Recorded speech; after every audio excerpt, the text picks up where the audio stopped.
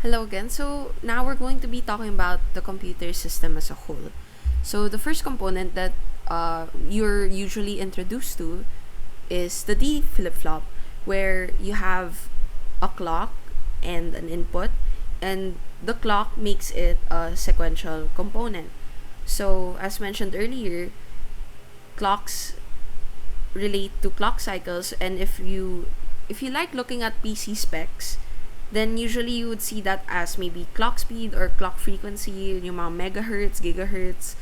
So that's how fast your clock would toggle, or at least like go on and off, and that's important for instructions. And in this demo, whoops, in this demo you could see, okay, sige. So let's say for example, this input is 1, then only time that the output would be 1 is if nag-positive trigger na siya. So if the clock is 1, then that's when this one goes to the other side. And then as long as the clock hasn't been toggled down, no matter how much I change this input, the output will still remain 1. So in a sense, it holds on to that value until you tell it to let go na negative clock cycle. So when it goes back to 0. But that's the only the case if different value na to from the others. If not, it just copies. And these are really good for registers. So registers are just like multiple flip-flops kasi nga nag-hold lang siya ng value, and it just stores, not really to store like memory, like lang, pero more temporary siya. Kasi may na-replace siya. So for problem 7, we're given this flip-flop input.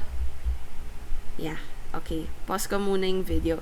But yeah, assume all flip-flop inputs have an initial output of 0, and then all flip-flops are positive edge triggered. So that's just like the usual clock activity na matatrigger lang siya if your logic high. So we're gonna draw the timing diagram for the circuit, and then we'll describe in the function when the circuit is low and when the circuit is high. So let's see. Wow, that is something. Super stretched out image. So let's see.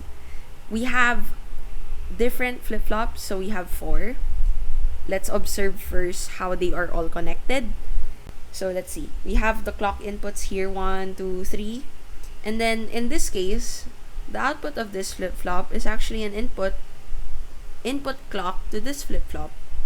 So yeah, and we have 2 NOT gates. So every time, let's say we have 1 here, and then the next edge is triggered sa clock, this one here is gonna move here, and then that's gonna be 1 here.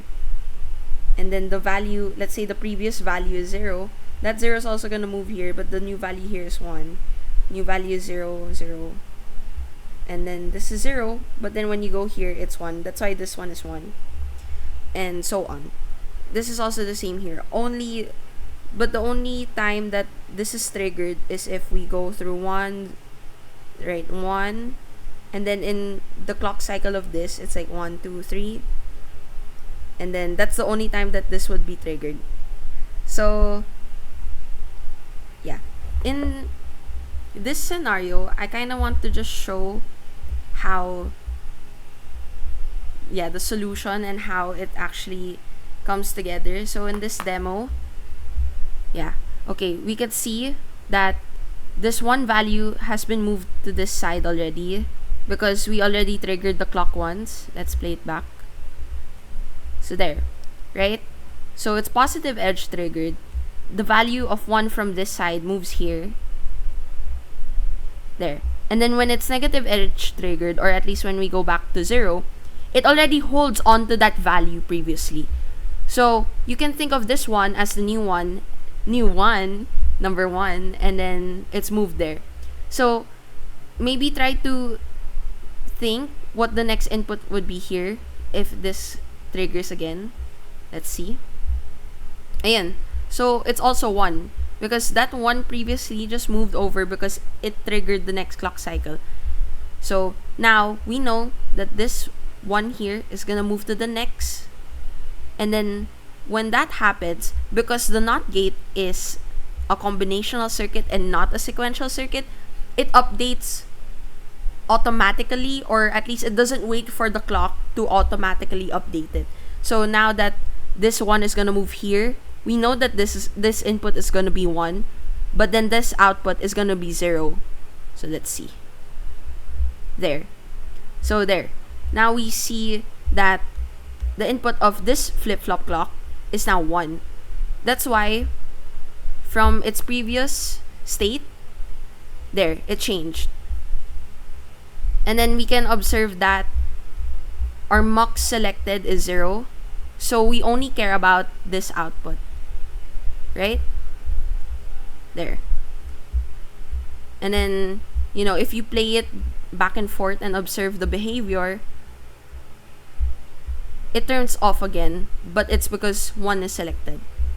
So in terms of its timing diagram, you can see here that the general behavior of the circuit shows an output where this is our clock, so this is 1. Let's consider this entire thing as 1.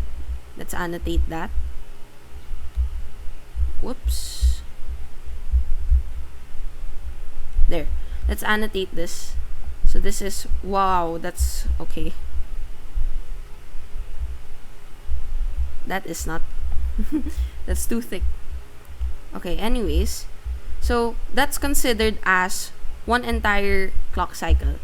And one entire clock cycle actually consists of a positive edge trigger and a negative edge trigger, right? There. If I could just select this pen or this highlighter. Okay, never mind. So here we have a positive edge trigger. Just follow the cursor. And then when it goes down, that's a negative edge. So this up and this down, that's considered one clock cycle. That's why T1 is here. But then if you could observe the next ones, it's 1, 2, and then 3. 3 clock cycles. So the flip-flops that we have in series are 3 times the clock cycle of this, as you can see. And then from that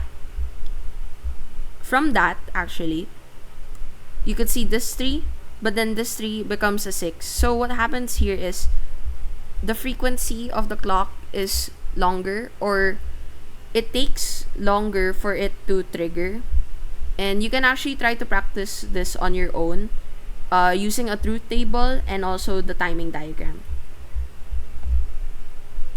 Yeah, next is the rundown of the adult processor that was discussed in your EEE 113 class.